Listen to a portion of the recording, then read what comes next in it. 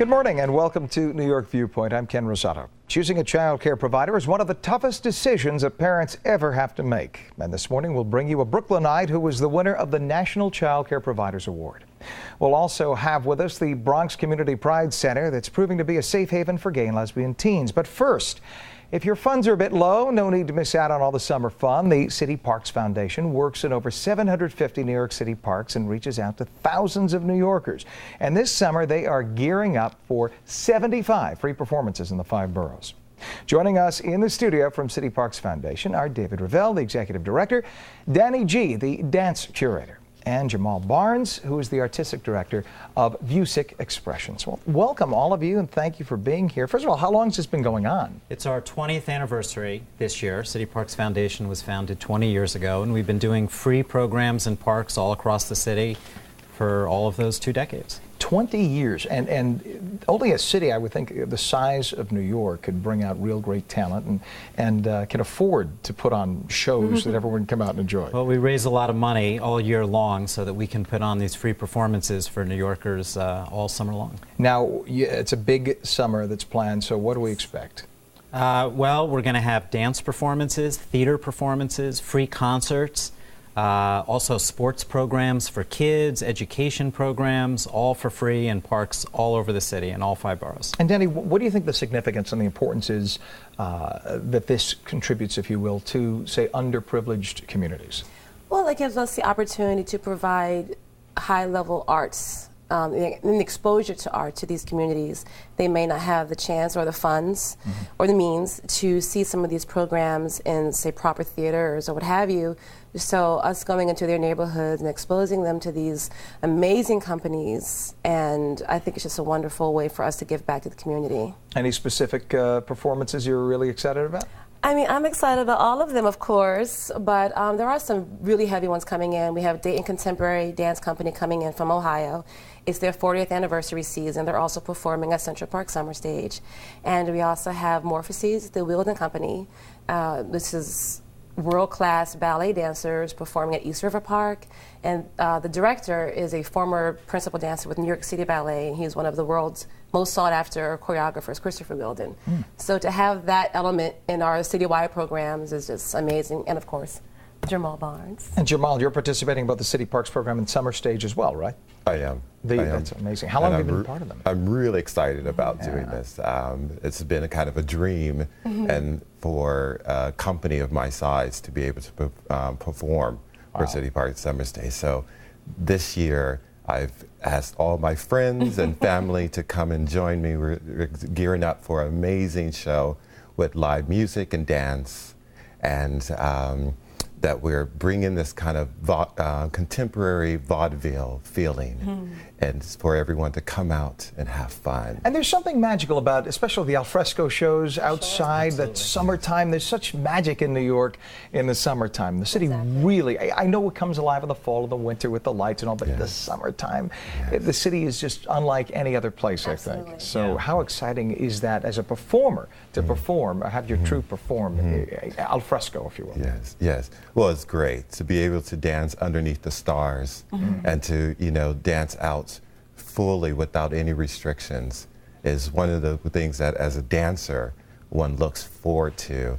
And to be able to present my company to such a wide range of audiences and vary from Central Park Summer Stage to the Bronx to St. Mary's Park. Beautiful.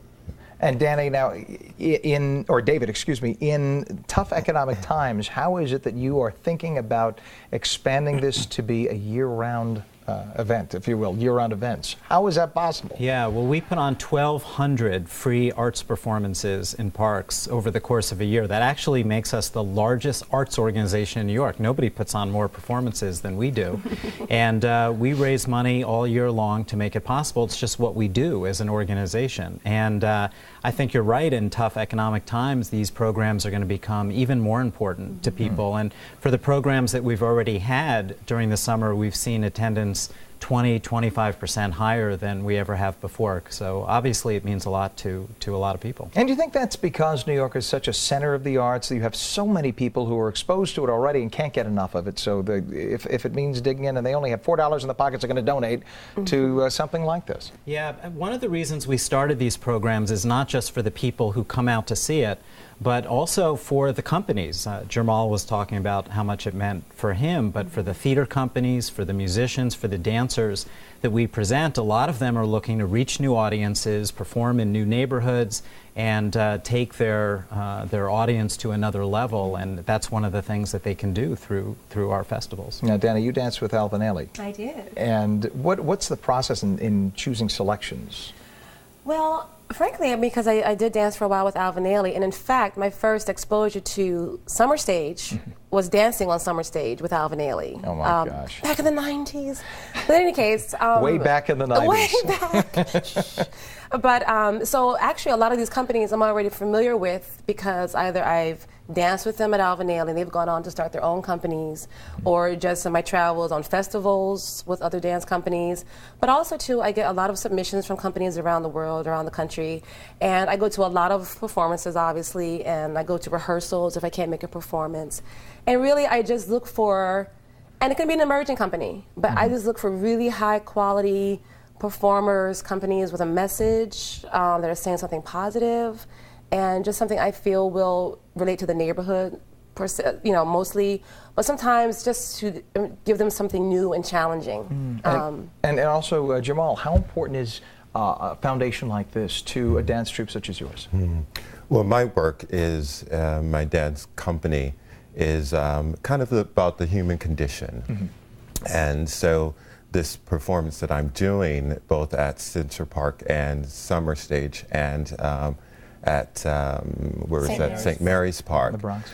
In the Bronx, is I've collected a group of amazing artists. I'm having a Japanese gospel choir based out of Harlem. Japanese gospel choir. Japanese gospel choir directed by Gregory Hopkins. Wow. And an amazing improvisation pianist that will be playing live on stage with us, and the dancers from San Francisco, and a DJ mixer, and a gamut of different ethnics and sizes, and dancers, and some amazing fierce dancers, kind of the finest dancers in New York. Sounds collected. amazing. Yes. Only in New York, the best darn city in the whole world. And for a reason, sorry, Cleveland. Want to thank David, Danny, and Jamal also for being here. All the best to you this summer with the programs and all through the year as well. We've got to check it out. Thank you. And we will be back with some award-winning advice on finding good child care. Don't go away.